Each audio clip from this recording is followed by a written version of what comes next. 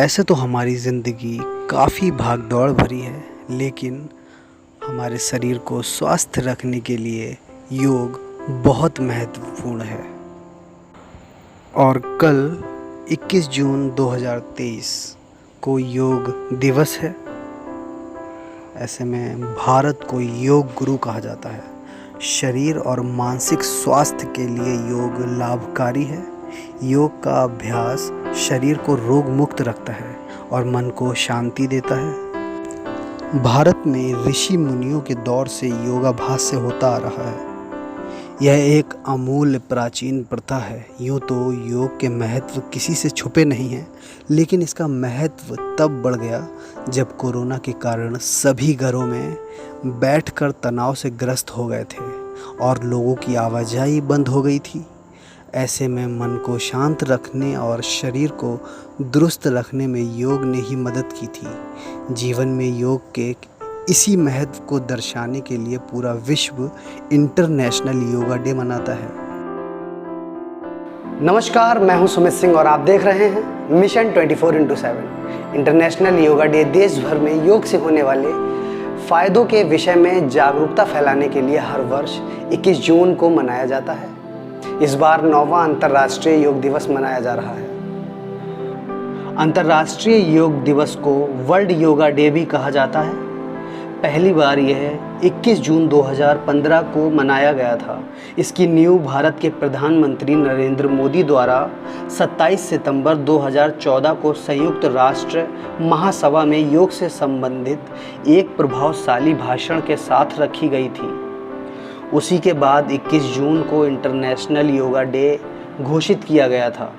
इसके साथ संयुक्त राज्य अमेरिका में 21 जून को इंटरनेशनल योगा डे मनाने के प्रस्ताव को 193 सदस्यों ने 11 दिसंबर 2014 को मंजूरी दी थी। देखिए, योग का महत्व तो आज के समय में बहुत ही ज़्यादा है, क्योंकि हम जहाँ देखते हैं आजकल कॉरपोरेट सिटीज़ होती जा रही हैं। हर जगह लोगों का सोशल कनेक्शन जो है वो कम होता चला जा रहा है। लोगों को इंटरेक्शन करने का समय नहीं मिल रहा है। तो कोई ऐसा एक ना एक माध्यम होना चाहिए जिससे हमारी बॉडी की एनर्जी चैनलाइज हो सके।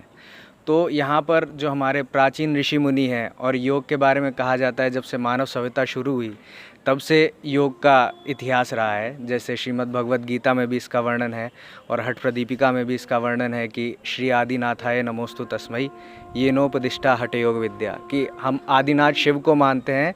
उन्होंने हठ योग विद्या का या योग विद्या का ज्ञान दिया है। तो योग हमारे प्राचीन समय से हमारी भारतीय संस्कृति का हिस्सा रही है।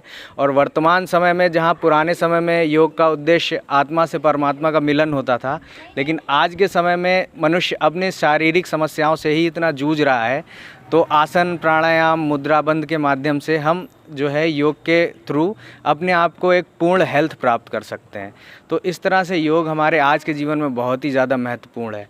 और जैसा कि हमने देखा है कि सिर्फ आज भारत में ही नहीं, चूँकि यह भारत की विद्या है, लेकिन विदेशों में भी योग को कितना ज़्यादा अपनाया जा रहा है। करीब अमेरिका में 2 से 2.5 करोड़ लोग अभी योग कर रहे हैं, और वर्ल्ड की जितनी भी कंट्रीज़ है उसमें योग कर रहे हैं। तो ये हम भारतीयों की जिम्मेदारी है कि ये जो हमारी प्राचीन धरोहर है उसको फिर से पुराने तरीके में अपनाया जाए और स्वास्थ्य लाभ कमाया जाए, और मानव जीवन के जो उच्चतम आयाम है, जो अल्टीमेट एम है, जो आत्मा से परमात्मा का मिलन है, उसको प्राप्त किया जाए।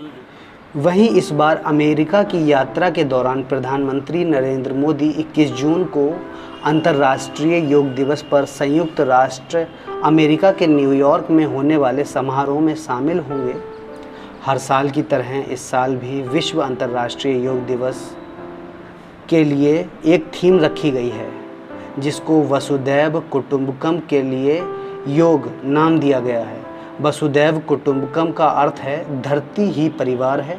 इसी थीम के तात्पर्य धरती पर सभी लोगों के स्वास्थ्य के लिए योग की उपयोगिता से है।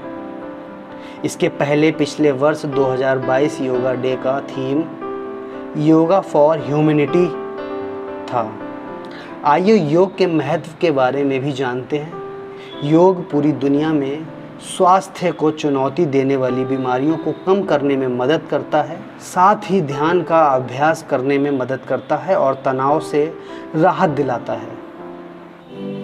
इसलिए हमें नियमित रूप से योग का अभ्यास करना चाहिए और इसे अपने जीवन का हिस्सा बनाना चाहिए।